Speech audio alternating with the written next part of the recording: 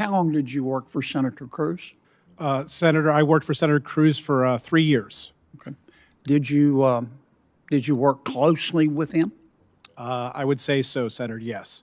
Okay. Is it true that Senator Cruz can burp the alphabet backwards? Senator, I've been instructed not to reveal that. Is it true that growing up, Senator Cruz had an imaginary friend who his parents actually preferred? Senator, I have no such knowledge. Okay. What article of the Constitution calls for checks and balances? Senator, I think checks and balances is inherent in the first 3 articles of the Constitution, which gives to all of them different powers and responsibilities. Okay. Mr. Peterson, welcome. Tell me how you amend the U.S. Constitution. Senator, you amend the U.S. Constitution pursuant to the procedure found in Article 5. Could you speak into that mic, please, sir? Sorry, Senator. The Constitution is amended pursuant to the procedure in Article 5, and that is a two-thirds vote of both the House and the Senate, and then ratification by 3/4 of the states. There's also a constitutional convention method, but that's never been used. Okay.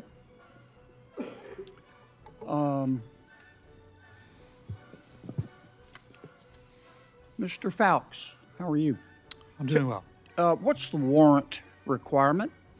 The warrant requirement states that any person who is going to be arrested should have a warrant. The police should seek a warrant for that person to arrest them. There are exceptions to the warrant requirement, including exigent circumstances, which are usually followed up in Arkansas with a probable cause complaint and an affidavit and warrant in support of that. What about to search someone? Do you have to have a warrant? Yes, that is. Let me amend that. Does the warrant requirement apply to search and seizure? Yes, according to the Fourth Amendment to the United States Constitution, there shall be no unreasonable searches and seizures without a warrant. There are obviously exceptions to that as well, including the Carroll-Ross doctrine for movable objects, exigent circumstances when Tom simply doesn't permit to be able to seek a warrant from a magistrate or a judge. But yes. Could Arkansas decide that it doesn't want to follow the federal rule, that it wants to require a warrant for all arrests and all searches and seizures with no exceptions? They certainly could, Senator. However, as a prosecutor for many years, I understand that those exemptions to the warrant requirement are important for public safety and for law enforcement safety. How could Arkansas do that? Arkansas could pass a law with the state legislature to say that a warrant is required for every arrest that's made throughout the state of Arkansas. And obviously, that would be subject to challenges in both state and federal court. And if Arkansas did that, why doesn't the supremacy clause overrule Arkansas? It certainly would be an argument if that was challenged in federal court. Well, who would win? I'm not sure, without knowing more facts about how the statute was drafted and being able to examine exactly, the type of legislative interpretation that goes along with that. So without more facts, Let me give you these could. facts. You recited correctly the warrant requirement and the exceptions both for arrest and search and seizure. Suppose the Arkansas legislature said, we appreciate the advice, but we're not going to follow it. We're going to require a warrant for both arrests and for searches and seizures, okay? And somebody challenged that under the supremacy clause. Who would win? I'm not sure that I've ever thought about that in depth, Senator, but I think it would be a strong challenge to that state law, and I think it would be. What if Arkansas construed its state constitution to require a warrant for both arrest and search and seizure? I think it would be the same analysis, whether it was a law that was passed by the state legislature or an amendment to the Constitution. Why couldn't Arkansas? Have you ever heard of the adequate and independent state ground doctrine? Yes, Senator. Why wouldn't the adequate and independent state ground doctrine apply there? That certainly would be an argument that one of the parties could make in support of that Arkansas state law. And again, I think it would go back to legislative analysis and determining all the factors that go into that as to whether that law would withstand the scrutiny from the court. Okay, thank you, councilors. Senator Whitehouse. Mr. Ganji, I'll give you just some more time if you wanted to respond. Did you want to say something about President Biden's use of the commutation power? Senator, I was merely illustrating instances where the president exercises broad, unreviewable pardon power and commutation power. And I understand that President Joe Biden commuted the sentences of many people on federal death row. Violent offenders, I think, weren't they? That is correct, my understanding. Do you want to give him a grade on that? Senator, I wouldn't offer a grade on that. Do you want to grade any president on their use of the constitutional authority? No, Senator, I would not. Is that within your purview? Would it be within your purview should you be confirmed? Senator, neither whether I should be confirmed or as a nominee, would it be proper for me to comment on that use? Let me ask each of you, if I could. I want to talk a little bit first about nationwide injunctions. I think Senator Moody was starting to ask you just a moment ago. I think this is a vital issue. Tell me what you understand the scope of, if you were to be confirmed, tell me what you understand the scope of your equitable powers to be to grant injunctive relief. To whom could you grant it, under what circumstances? I think this is an issue of vital importance.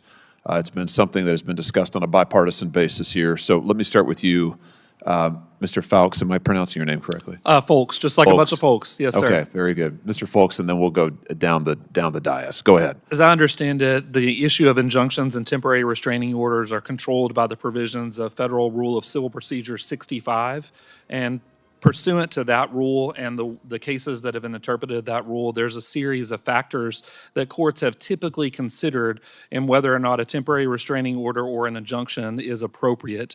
And those begin with the likelihood of whether or not one of the parties, the moving party, will succeed at trial, the irreparable harm that may be possible if the order is not granted, the possibility of a public interest in that order, and several other factors. All of that sounds correct. Can you, is it your understanding, can you bind parties, should you be confirmed, could you as a district court judge, could you bind parties who are not before you?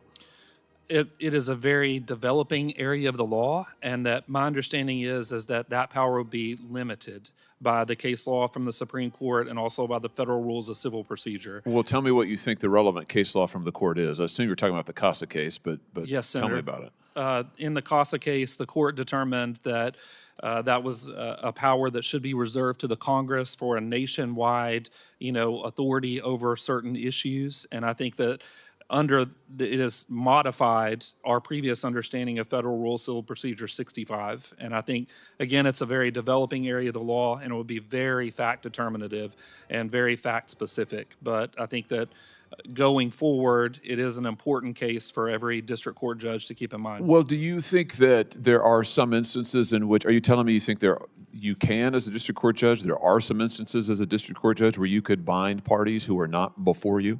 I think we're still understanding the court's ruling in CASA, and we're still kind of developing procedures that go along with that. And so it would be highly unusual and certainly challengeable in court. Well, what's the basic rule that you understand the Supreme Court to have laid down on the CASA case? Let me ask it that way. The basic rule is that a nationwide injunction that enjoins people who aren't before the court would be exceeding the court's power in that respect. Okay, good. Mr. Ganji, do you want to weigh in on this? How do you understand, what would your power be as a district court judge to bind parties not in front of you?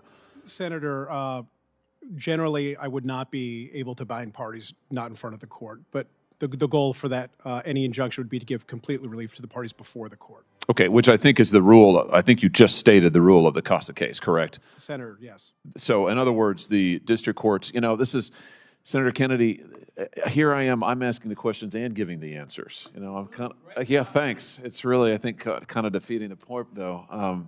It's like your bar exam, except for I'm giving the answers. I think the CASA case said that the equitable relief, the equitable powers of the district court are limited to providing full relief to a plaintiff who is in front of the court properly, but nothing exceeding that. Is that your understanding, Mr. Ganji? Have I got that correct? Yes, Senator. Okay. So let's just talk about what that means in practice. I'll come to you for that, Mr. Peterson. What does that mean in practice in terms of the district court's equitable powers? Well, Senator, it means that the court has authority over the parties that are before it in the case. And, you know, the Supreme Court in Trump v. CASA pointing out that nationwide injunctions don't flow from the Judiciary Act. They're, you know, the goal is to give complete relief to the parties before the court. And if I'm fortunate enough to be confirmed, I would strive to achieve that. And, you know, is it fair to say that because the injunctive power is itself equitable, and our courts have said for centuries now that equity power is something that's got to be very, very closely monitored? I mean, because it's discretionary in many ways. It's difficult to pin down. It can be used, it can be broadened out and used for many, many purposes. You've got to be very careful in the use of equitable powers. It's safe to say that you would want to be very, very careful about any kind of a ruling that reaches out beyond plaintiffs in front of you. Even if it's necessary to make the plaintiffs in front of you whole, you want to be very careful about binding parties in any way who are not in front of the court. Absolutely. Yeah. All right, I've got some more questions for each of you as it relates to sentencing, the purposes of sentencing, the sentencing guidelines, which I think are very important. My time's expired, so I'll give those to you in the written record. Congratulations again on your nominations.